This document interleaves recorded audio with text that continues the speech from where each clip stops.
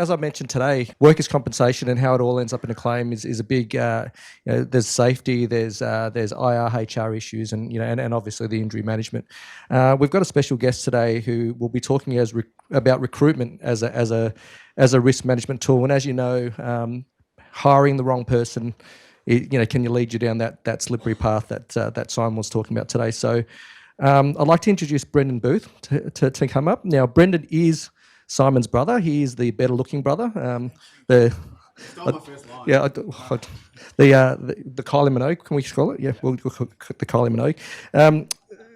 Brendon's worked across Australia and New Zealand, and he's established More Target to focus on his passion of finding the right people, or the needle in the haystack, as he puts it.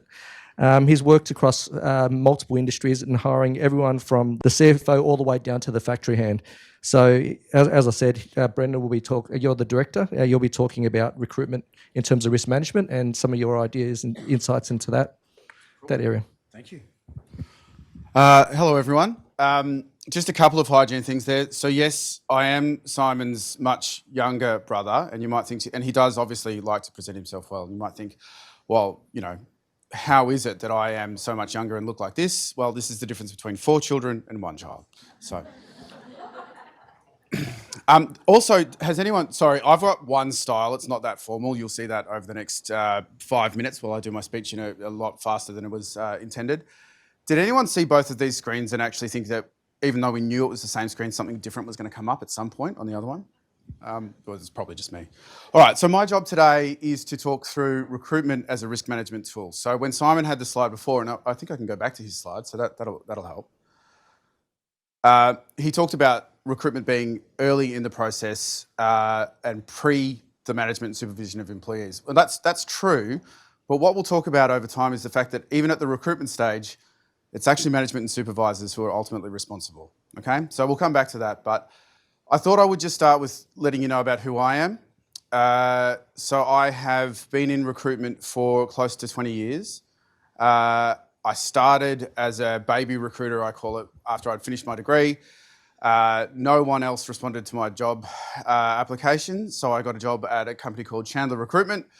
Had no idea what I was getting myself into, to be honest. It's like Hotel California recruitment. You can check out, but you can never leave. So I got told I had to wear a suit and steel-cap safety boots. So I thought, okay, that's a bit odd, but we'll go with it.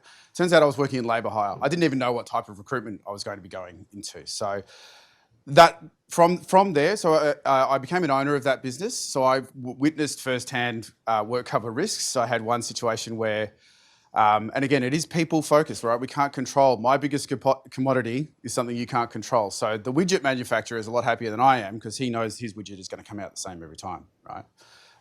When I was at Chandler Recruitment, an individual at a plastic manufacturer decided to get under the safety guard, crawl up a conveyor and put his hand into a blow molder and then squashed his hand. So I went to the hospital that day and saw him. I've been there firsthand to witness that people risk you can't always control people. You can't always control what people do. From there, I moved into executive search. Sold my shares in Chandler and moved into executive search in supply chain and procurement. Then I started my own firm called PB Human Capital, which I ran for 10 years, focused on management consulting, supply chain procurement, and the environment. Lived and worked in Singapore for a while. I've run a contracting business as well. So if we go from labour hire with factory workers, factory hands, through to high value daily rate contractors, you still see the same people issues coming through. So, and from there, so it is the case that I've placed the CEO of a chocolate manufacturer, and I've placed EAs, I've placed payroll officers, I've placed CNC machine cutters. So in terms of my experience in recruitment and experience with people, I have to say I've pretty much been there and done that. I don't think there's many people who've placed a CEO as well as the person down on the factory floor. I'd love to talk to them and share some war stories. And I can also say that there's just as much enjoyment placing a person that's on the factory floor at a furniture manufacturer as there is a CEO. But my job today is to talk about what I see is there being three key recruitment risks. So the three things that you can look out for, the three things to manage when you're going through the recruitment process. Can I just ask, when I was listening to Simon earlier, I saw a lot of nods. So I'm taking this to mean that we're talking to a fairly educated audience. You guys are all involved in work cover in some way, shape, or form. Yeah. So a lot of this you probably already know. That recruitment, recruitment is probably the spearhead of the risk when you're looking at claims. Also, just as an aside, I actually don't know anything about workers' compensation. I've been part of it from on the other end of a claim. So if I say the wrong thing, I've given Simon full authority to stand up and yell at me. But he would do that anyway. The three things that I wanted to highlight today in terms of recruitment risks, and there's a lot more, but let's just minimise it today. Job suitability, cultural alignment, and the fun stuff that we can talk about later, false credentialing. So how you assess people for their jobs can be critical to their ongoing success. So what I mean by that is a lot of people are hired in an informal way. So you might have an interview where it's a coffee catch up, you have a general chat, person seems great, have one more cultural fit meeting, you go, oh yeah, this person's excellent, and you hire them. Well, how do you know that person is actually suitable for the role? What are the tests that they've gone through to say that they can be a great widget manufacturer? What are the characteristics that are actually needed for the role beyond? Are they a nice person? Do we like them? Do we get along with them? Now that's the next part. That's important as well. But how do we measure? How do we look at the factors that go into whether this person is suitable for the role?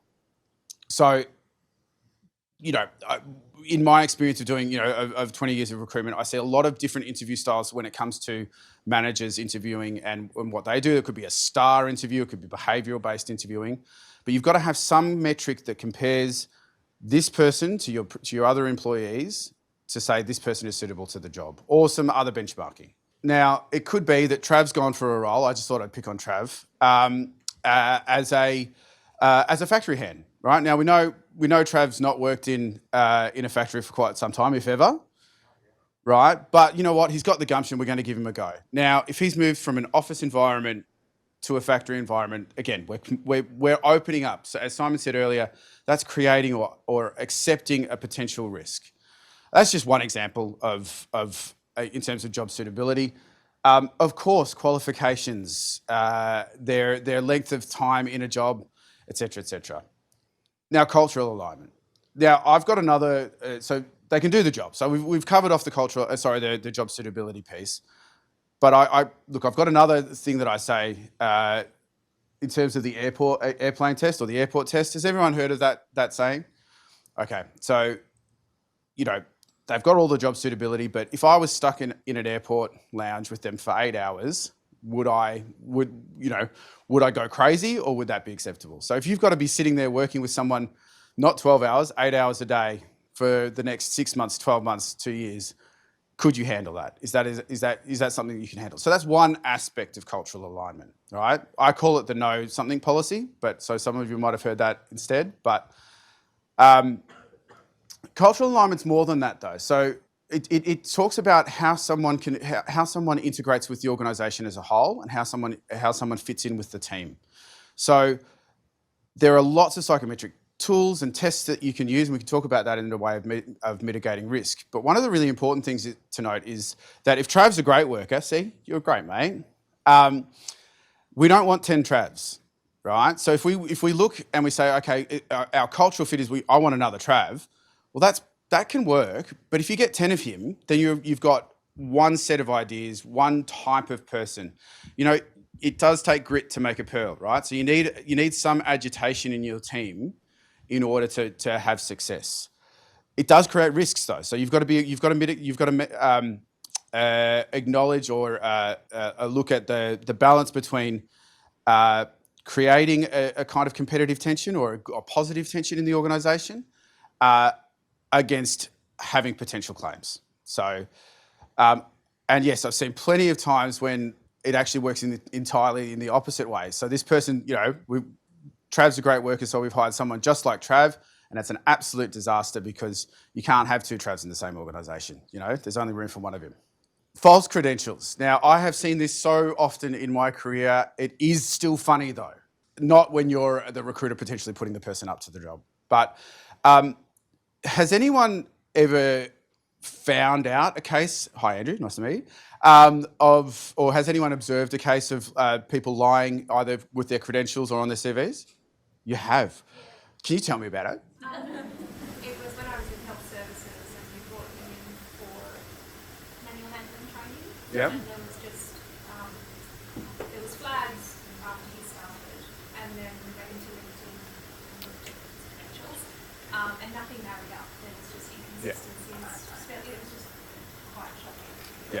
Yeah. So and it can happen, and people can get away. And I'll tell you one of my own personal anecdotes about that happening to me, including looking at LinkedIn. But it's actually really common.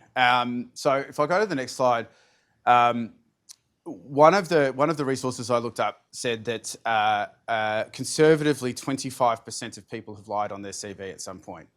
Now, this has got to be self-reporting, right?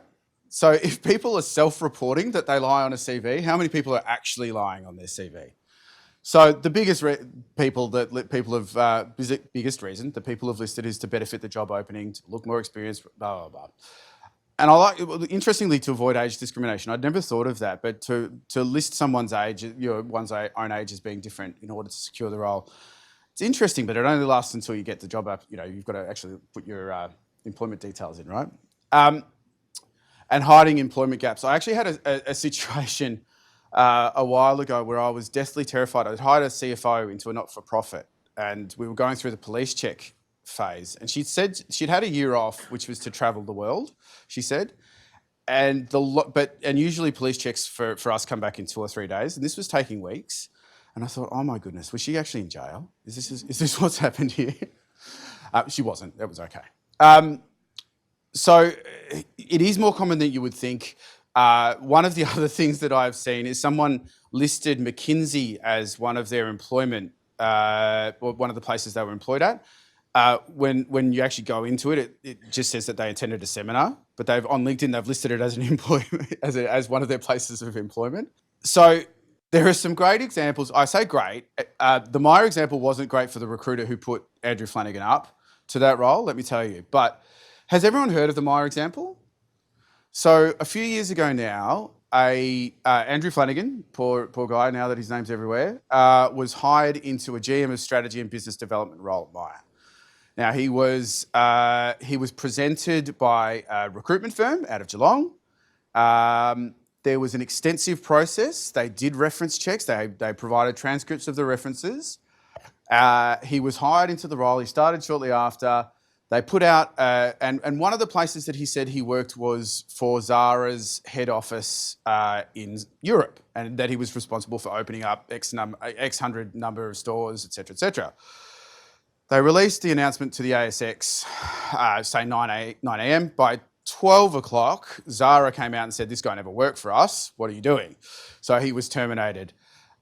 What's interesting is the lengths that he went to fake his own CV or fake his credentials, fake his qualifications. It turns out that wasn't the only time that he had done that. He'd done that in order to run an aged care facility. And not only would the recruitment firm have felt awful because they would have had the reputational damage, but they would have also had to pay back that fee of what I can only imagine was in the hundreds of thousands of dollars.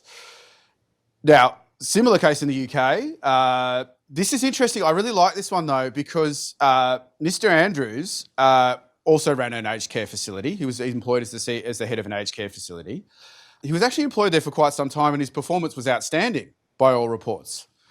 But when they found out that he'd fudged his CV, they terminated him.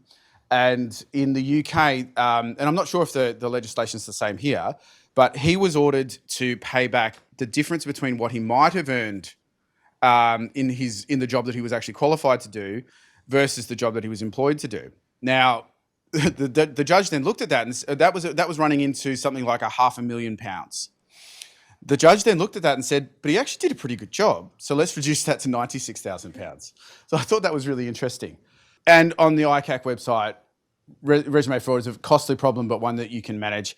And yes, you can. But I want to say that we can never mitigate 100% of risk. right? So to think that we can always catch this, it's just not always possible, because in as much as we do our jobs and there are the Equifaxes, etc., there's always a possibility that something can slip through. And that's why when we come to what can be done, it really does come back to active management by managers and supervisors. So here's where I can probably tell you, so you're in a safe place. I am a recruiter, but you're in a safe place, right? So what I mean by that is I'm not trying to sell. So at the end in the panel session, if there's anything you always wanted to ask a recruiter but were too afraid, then you can ask me now. But what I can also share with you is that I'll give you some of the honest truth about what we actually do and what we don't do, right? We as recruiters, or the internal talent teams, we do assess a candidate, but do we know for sure that that candidate is the best person that we're putting forward? Absolutely not, right? I'd like to think I'm pretty good after 20 years of doing it, but can I put my hand on my heart and say, this person is absolutely ideal for the job and you should hire them or else? No, I absolutely can't, right? So what we do as recruiters is we provide recommendations to managers and supervisors. We don't mandate, okay? So what I want to also talk to with you about is what you can actually tell your talent team or tell your external recruiter that you want from them. So some of those things about mitigating those risks, so job suitability, you can cut out a lot early on by asking your recruiter or the internal team to conduct the right testing, all right? Or to have asked the right questions early on. So in terms of a programmer, say, for example, a DevOps person, I don't recruit them, so I have no idea. Do they know the Python language, right? And how can they demonstrate that they know that, right? So you can put it on your CV. I can probably lie my way into 100 jobs, right, with what I've done. You can put it on your CV, but can you actually do it? So there's a lot of testing that you can do in the early phases, just about suitability, that will cut out a lot of the problems later on. And we've all had colleagues who say they can do something and clearly can't when they get into the role. One of the other things, so if we're talking about cultural alignment, there are a whole raft of psychological assessment tools that can be used in order to look at cultural alignment and make sure that you're on track. They're completely useless if you don't benchmark against your internal team. So, and this is not always controlled by the recruiter or the talent team. It can go up to GM of HR or even the CEO, CFO. But one of the things that I would suggest is if there is a tool in place, if there is psychometric assessments or cultural fits, your Oceans personality inventory or whatever it is that's being used nowadays, you can see how old I am too. Also lying by omission, by the way, just if I go back to lying by omission on one CV, he talked about starting in 1998. That was just starting in work cover. I'd like to point out that he started his professional career a lot earlier than that, okay?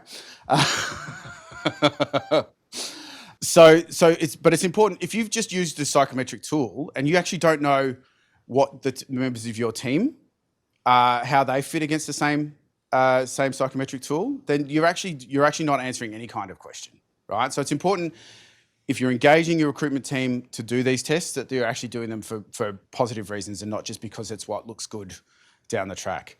Of course, police checks, work history checks, they're really important. But one of the things that we don't control that generally, right? That's controlled by Equifax or whatever provider that you're using. But what can be controlled is your references. I would strongly suggest not letting your recruiter or your internal talent team do the references. Why? We're positively biased, okay? Let's be honest here. We want to get the guy the job, right? So I don't do this, of course, but you'll find many recruiters will not ask necessarily, if this person's gone down to the final interview and they're being offered a job pending reference checks, the recruiter is seriously not motivated to find fault or to ask the questions that are going to uncover what you really need to know, right? Of course that change, I'm not saying recruiters do the wrong thing. I'm saying that there is a potential psychological bias, right? But what I would recommend is that you talk if you are a hiring manager, you talk directly to the person's previous employer. And if you can't do that, you need to find out why not. So one of the things, and it gets a lot harder now, but one of the things you need to try and do as well is make sure that the number that you're given for the person is actually the person that you're talking to. And then, ideally you want to talk through a landline, but it's just so much harder nowadays because no one really has landlines. So I haven't given you some of my own examples, but I will now. We were, back in the early days of me working at PB Human Capital, we were recruiting for an investment bank, and we met this candidate, absolutely fantastic on paper, sounded great over the phone. So we brought them in for the first interview, and we did make that a casual coffee catch up at Strozzi, which is 333. Had a great catch up with the guy. He absolutely blew our minds. We thought, yeah, we're going to put this guy forward, not a problem. And then we said at the end of the call, well, where are you? Oh, sorry, end of the meeting. Where are you going now? And he goes, back to the office. Now, I think he said he was working at Merrill Lynch. And then he proceeded to walk in exactly the opposite direction of where we knew the office of Merrill Lynch was. And that raised some red flags for us. So we then looked on LinkedIn. He had 3 connections, right? And they were to the head of Merrill Lynch in Australia and to somebody else, and the CFO, say, for example. And those people also had 3 connections. So he'd created this elaborate LinkedIn fraud. There was the right photo of the right person, all of this, so that he could then perpetuate this idea that he actually worked at Merrill Lynch. I don't know why we were still prepared to kind of go, well, maybe we're just wrong here. So we called up Merrill Lynch, and they said, oh, we've never heard of this guy. We called him, and he said, oh, no. He came up with some excuse. We said, well, can you give us the landline so that we can talk to, your landline number, or can you give us someone at the organisation? So he gives us a landline number, which had nothing to do with Merrill Lynch, and eventually it just all devolved. But it's just important to know that you can't control for all risks. I probably rambled and forgotten where I was going with that story, but I hope it was enjoyable nonetheless. One other anecdote from in terms of employment that you can't quite control for, or you should be able to control for, but once you've hired the person, so this is in my labour hire days, we had 2 clients that this particular candidate named Rajesh worked at. He was a student on a student visa, always seemed to be really available to work at Willowware, which was one of our clients, so the plastic esky manufacturer, and Peerless Foods, who was a margarine manufacturer. And that was going gangbusters, and it worked for us for months and months and months, until one day Peerless called and they said, can Rajesh come in today and work? And we said, yep, should be no problems. And they said, can we have the other Rajesh though? So it turned out Rajesh had been job sharing without letting us know. So all of these things, though, it comes back to, and I can't state it enough, it is the responsibility of the business and the hiring manager to make sure that they're appropriately looking at and mitigating these risks. Now, I've probably barreled through, and I hope that I have. Obviously, questions are at the end, but I wanted to thank EML, Nguyen, for having me today, and I'll pass over. Thank you.